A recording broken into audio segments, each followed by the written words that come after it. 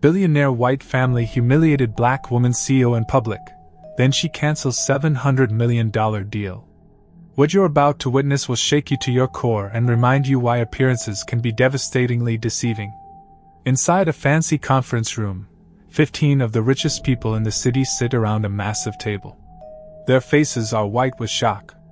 At the front of the room, a woman in a simple black dress quietly shuts her laptop. Nobody says a word. You could hear a pin drop. "Ladies and gentlemen," she says, her voice steady but cold, "I'm withdrawing our $700 million investment. Effective immediately." The man across from her, a billionaire whose family name graces buildings across the city, looks like he's seen a ghost. His hands tremble as he realizes what just happened, what he just lost, and why. But to understand how we got here, how one moment of arrogance cost the family empire $700 million, we need to go back. Back to where it all began, just 72 hours earlier. Before we dive into this extraordinary story, tell us, what city are you watching from? Drop it in the comments. We love hearing from our global family. Don't forget to like and subscribe to keep this storytelling journey alive. Your support truly keeps us going. Now sit back, relax, and prepare yourself for a story that will stay with you long after it ends. Dr. Amara Thompson is 38 years old and runs Thompson Dynamics, one of the fastest growing tech companies in the country. Her company creates smart computer systems for big businesses, and she's worth over $2 billion. But you never know it by looking at her. See, Amara remembers where she came from. She grew up in a neighborhood where a dollar had to stretch for days, where her mother worked 3 jobs just to keep the lights on, where being black and brilliant meant you had to work twice as hard for half the recognition. Let me paint you a picture of young Amara's life. Every morning, she'd wake up in a tiny apartment where the heat didn't always work. Her breakfast was often just toast with a thin layer of peanut butter if they were lucky. Her mother, Sarah, would leave for her first job at 5 a.m., cleaning office buildings downtown. Then she'd rush to her second job at a diner, serving lunch to business people who barely looked at her. After that, she'd hurry to her evening job at a grocery store, stocking shelves until midnight. Amara learned early that hard work wasn't always rewarded fairly. She watched her brilliant mother, who had dreams of becoming a teacher, work herself to exhaustion just to survive. She saw how people treated her mother based on her uniform, her tired face, her second-hand clothes. These experiences burned into Amara's heart and shaped who she would become. That's why, even now, with billions in the bank, Amara drives a 10-year-old Honda Civic. That's why she shops at regular stores, eats at neighborhood diners, and dresses in clothes from department stores. She never forgot her roots, and more importantly, she never forgot how it felt to be judged by her appearance. Amara's rise to success wasn't easy. After graduating top of her class from a state university on full scholarship, she worked at 3 different tech companies, constantly having to prove herself twice as much as her colleagues. She faced countless meetings where her ideas were ignored, only to be praised when repeated by male coworkers. She endured comments about her aggressive communication style when she was simply being direct. She dealt with assumptions that she was there to fill diversity quotas rather than because of her brilliant mind.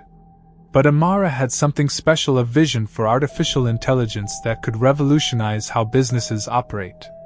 After years of being overlooked, she took her life savings, mortgaged her small apartment, and started Thompson Dynamics in her living room. The first year was brutal. She coded 18 hours a day, survived on instant noodles, and pitched her ideas to investor after investor who couldn't see past her age, her gender, or her race. Then came the breakthrough. A small hotel chain gave her a chance to prove her system could work. Within 6 months, they reduced their operational costs by 35%. Word spread quietly through the industry.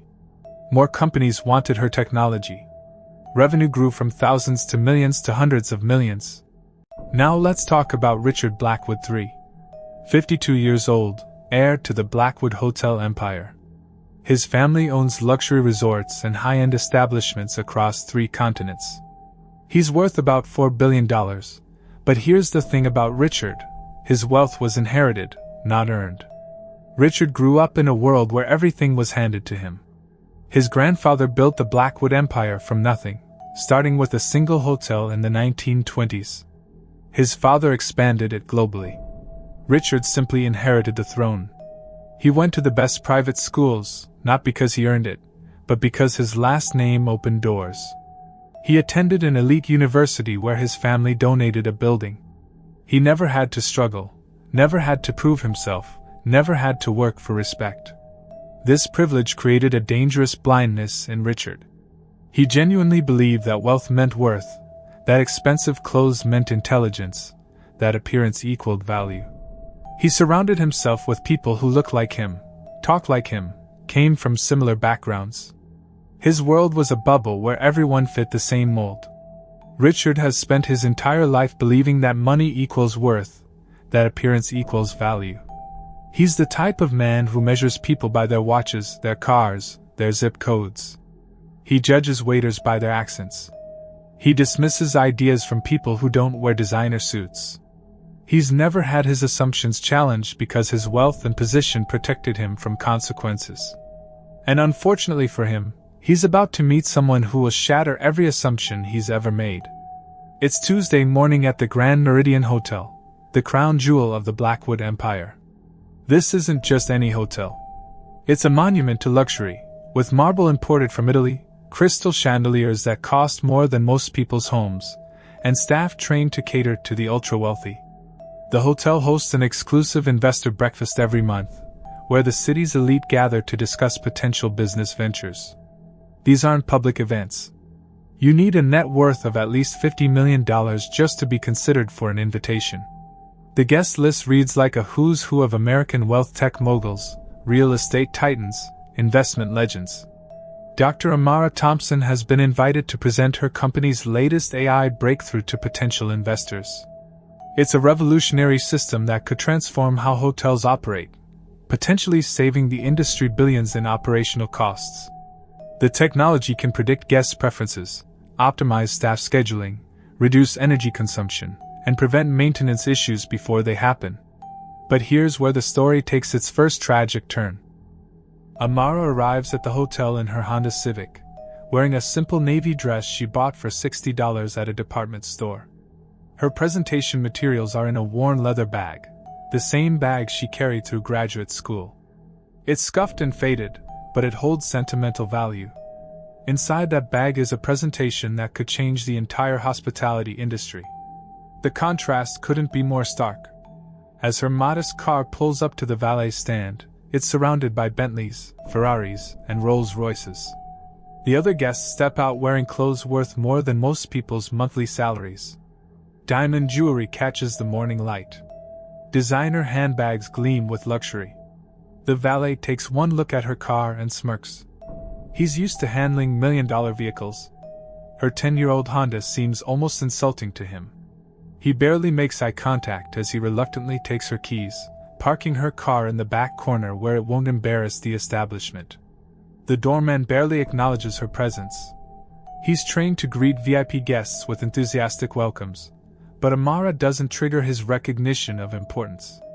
She's just another person walking through his doors, not worth the 5-star treatment. As Amara walks through the marble lobby toward the conference room, she can feel the stares. Hotel staff's eyes follow her with suspicion. Other guests glance at her curiously, trying to figure out why she's there. She doesn't fit their image of who belongs in this space. Her simple dress, modest accessories, and humble demeanor mark her as an outsider. The lobby itself is designed to intimidate. 30-foot ceilings make visitors feel small. Priceless artwork lines the walls. Everything screams wealth and exclusivity. It's a space designed to remind people of their place in the social hierarchy. But Amara has been in rooms like this before. She's learned to navigate spaces where she's not welcome, where her presence is questioned before she even speaks. She walks with quiet confidence, her head held high, knowing that her worth isn't determined by her appearance. She doesn't fit their image of who belongs in this space. And that assumption is about to cost them everything. As Amara approaches the conference room, she's stopped by Marcus Webb, the hotel's head of security. Marcus is a man in his mid-40s who takes his job very seriously, perhaps too seriously. He's worked at high-end establishments for 15 years, and he prides himself on being able to spot people who don't belong. Marcus has developed what he considers a sixth sense about potential troublemakers. In his mind, certain types of people don't fit in luxury establishments. He's made a career out of making quick judgments based on appearance, clothing, and behavior. His success has been built on assumptions that have never been properly challenged. "Excuse me, miss," Marcus says, stepping into her path with the authority of someone who controls access. "This area is restricted to invited guests only." His tone is immediately condescending. Not hostile enough to cause a scene, but dismissive enough to make his point clear.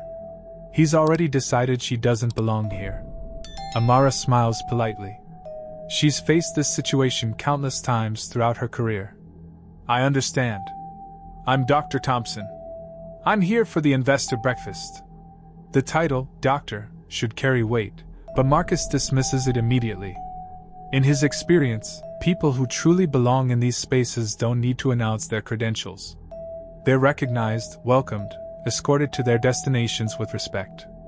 Marcus looks her up and down. Her simple dress, her modest bag, her lack of obvious expensive jewelry. His expression hardens as he processes what he sees. No designer labels. No luxury accessories. No indicators of the wealth he associates with this environment.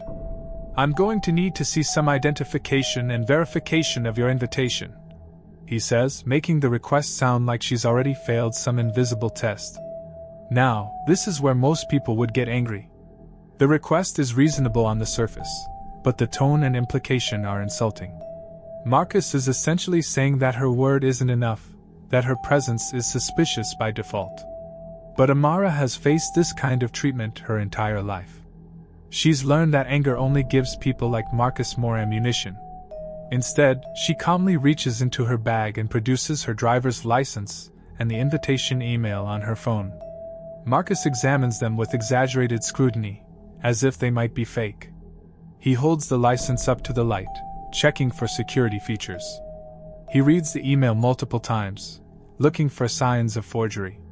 His performance is deliberately slow, designed to make Amara uncomfortable and draw attention to the situation.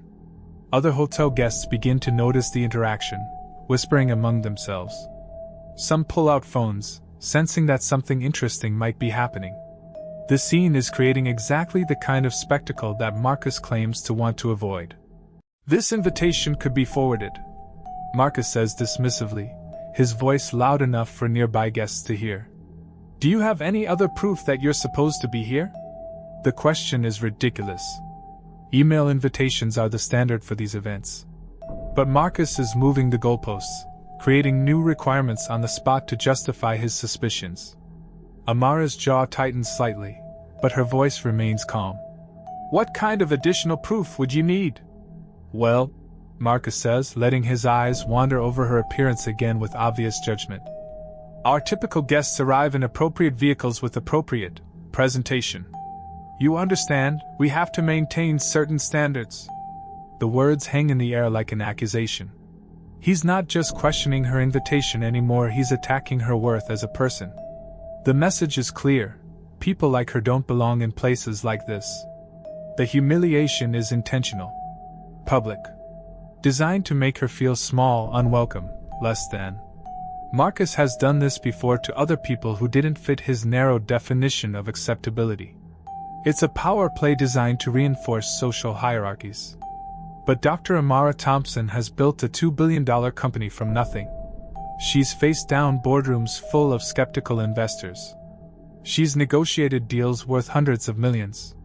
She's not easily intimidated by a security guard on a power trip.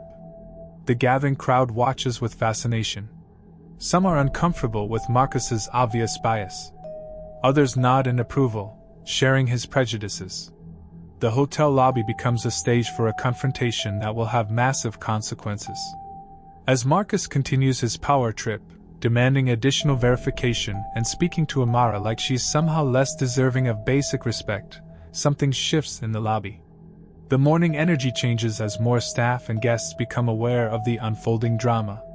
Richard Blackwood III emerges from the elevator, heading toward the same conference room. He's dressed in a perfectly tailored suit that costs more than most people's cars. His shoes are Italian leather, his watch Swiss precision, his cufflinks family heirlooms. Everything about his appearance screams wealth and authority. Richard notices the commotion immediately. In his hotel, disruptions like this are usually handled quickly and quietly. The fact that a crowd is gathering means something unusual is happening. He approaches with the swagger of a man who owns everything he sees, confident that his presence will resolve whatever minor issue has arisen. "What seems to be the problem here, Marcus?" Richard asks, his voice carrying the unmistakable authority of ownership. "When you own the building, the staff, the very ground people stand on, your words carry extra weight." Marcus straightens up, eager to impress his ultimate boss. "Sir, this person claims to be invited to the investor breakfast, but she doesn't fit the profile of our usual attendees." The way Marcus says person is loaded with meaning. He's not even granting Amara the basic respect of referring to her as a woman or a guest. She's just this person, a problem to be solved, an intrusion to be removed. Richard looks Amara up and down with unconcealed disdain. His expression goes through several changes: confusion, disapproval, and finally settled arrogance. Here's where his prejudice, his arrogance, his complete inability to see beyond surface appearances, seals his fate. In Richard's world, successful people look a certain way. They drive certain cars, wear certain clothes, speak with certain accents. His entire understanding of worth is based on external markers of wealth and status. The idea that someone could be incredibly successful while choosing to live modestly is completely foreign to him. "You know, Marcus, you're absolutely right to be cautious," Richard says, loud enough for the growing crowd of onlookers to hear. His voice carries the confidence of someone who's never been challenged, never been wrong, never faced consequences for his assumptions. "We've invested too much in building this hotel's reputation to have it tarnished by people who clearly don't understand the caliber of establishment this is." The words are calculated to wound. Richard isn't just questioning Amara's right to be there, he's attacking her intelligence, her class, her very understanding of quality and excellence. It's the kind of dismissal that's designed to make someone disappear in shame. He turns to Amara with a condescending smile that doesn't reach his eyes. "Miss, I'm sure there's been some mistake. Perhaps you're looking for the community center down the street? They host events that might be more suitable for someone of your background." The suggestion is deliberately insulting.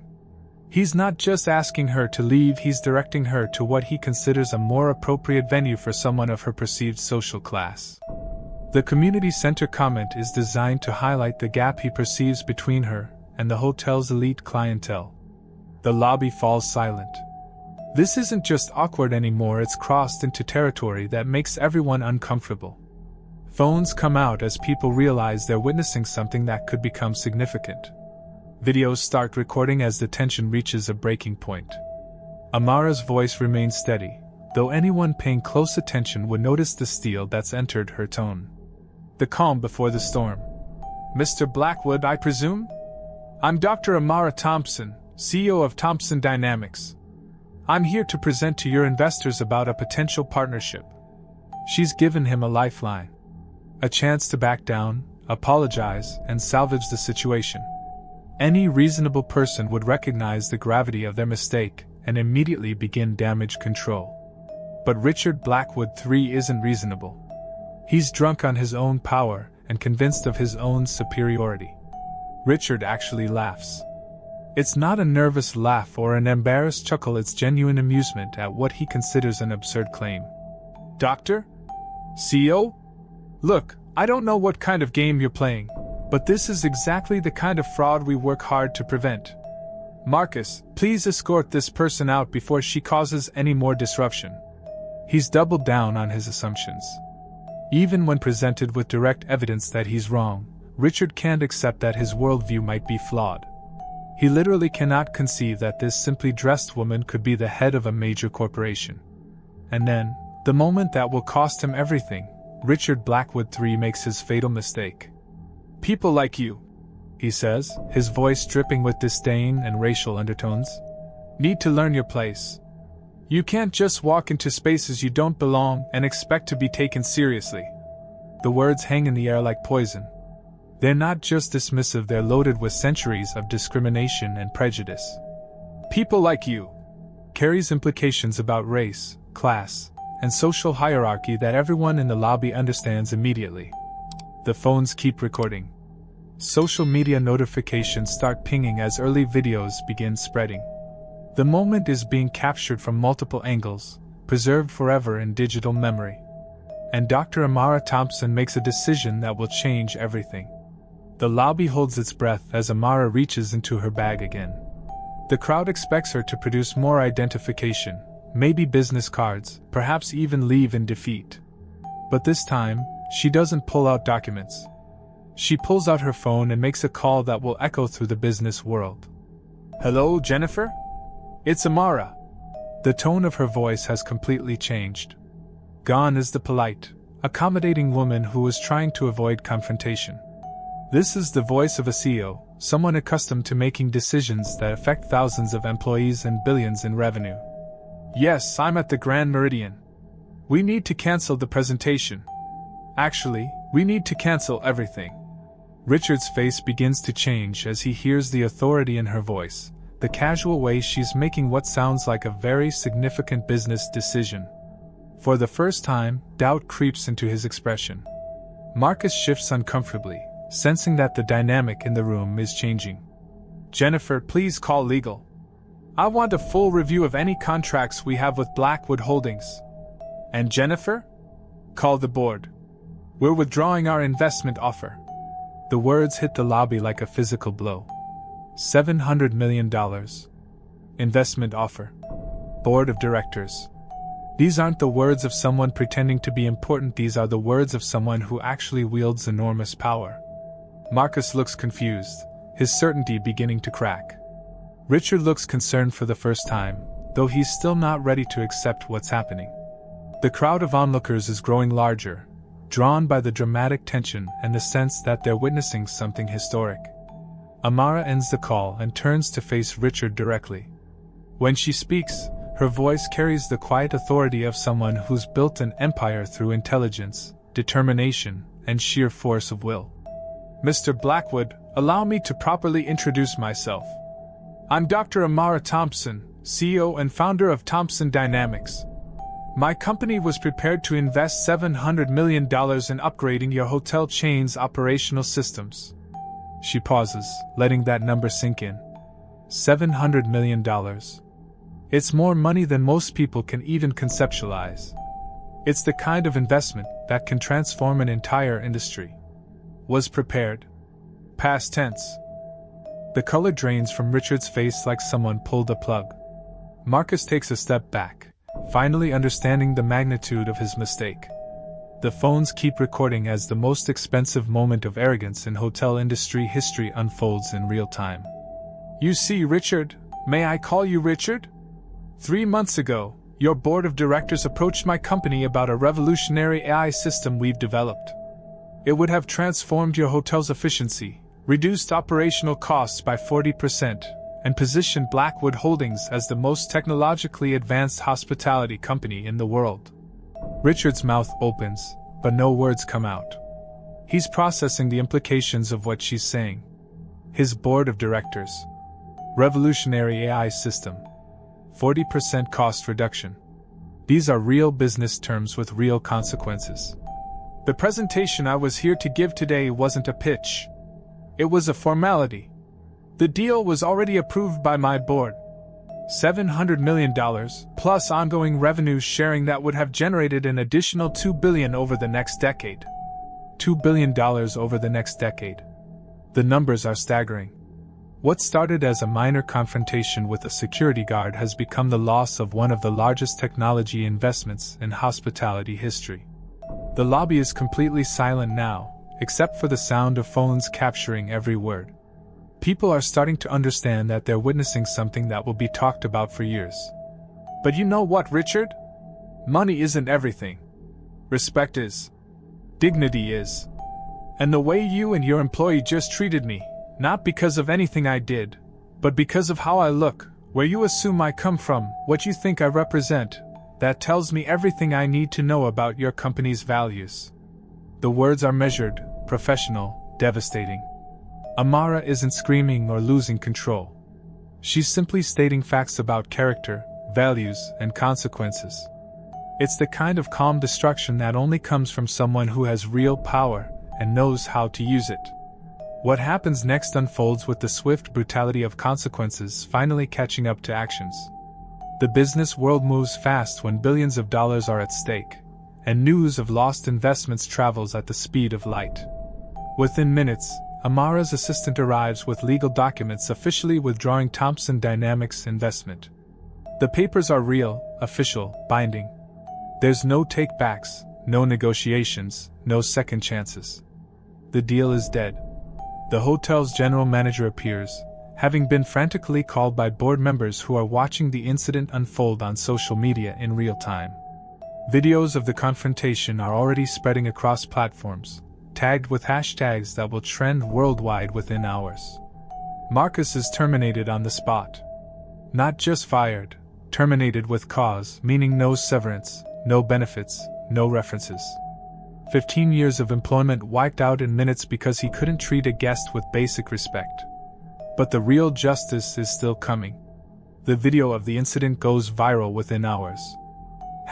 #Blackwood Humiliation trends worldwide as millions of people share their outrage at the blatant discrimination. The hotel industry watches in shock as one of their most prominent figures gets exposed for exactly what he is. The financial consequences are immediate and brutal. Blackwood Holdings stock price plummets as investors flee. Other potential partners pull out of deals, not wanting to be associated with a company that treats people based on their appearance. The $700 million was just the beginning. By the end of the week, the family has lost over $2 billion in market value and cancelled contracts. Richard Blackwood III becomes a case study in business schools about how prejudice can destroy companies. His name becomes synonymous with costly discrimination. Job offers disappear. Board positions evaporate. His social circle contracts as people distance themselves from the scandal. But here's the most beautiful part of this story. Dr. Amara Thompson doesn't just walk away. She uses this moment to create something bigger, something that will outlast the scandal and create real change in the business world. She establishes the Dignity in Business initiative, working with companies across industries to implement anti-discrimination policies and bias training. The program teaches businesses that diversity isn't just morally right, it's profitable. Companies that embrace inclusion perform better, innovate more, and connect with broader markets. She partners with other minority-owned businesses to create an investment fund that specifically supports entrepreneurs who might be overlooked by traditional investors. People who might not look the part but have the vision and determination to change the world. 6 months later, Thompson Dynamics announces their largest partnership ever, a $3 billion deal with a consortium of hotels that competed directly with Blackwood Holdings. The technology that could have saved Richard's empire instead goes to companies that understand that innovation comes from inclusion, that diversity drives growth, that respect costs nothing but pays everything.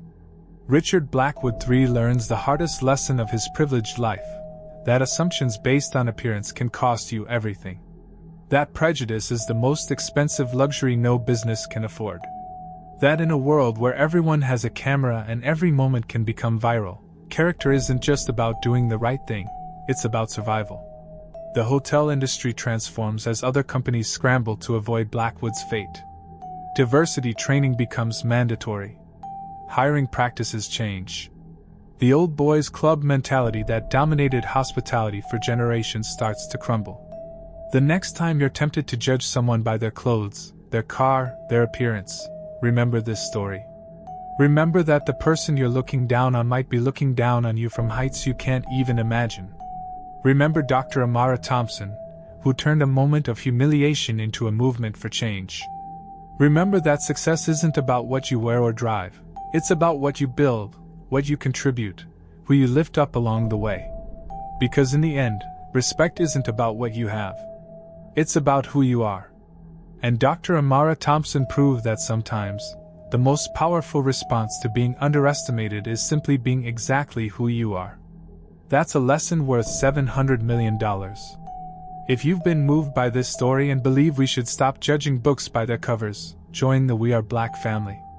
Subscribe and become part of the conversation that's changing everything. Stories like this happen every day. Subscribe to We Are Black and stay informed about what's really happening in our communities.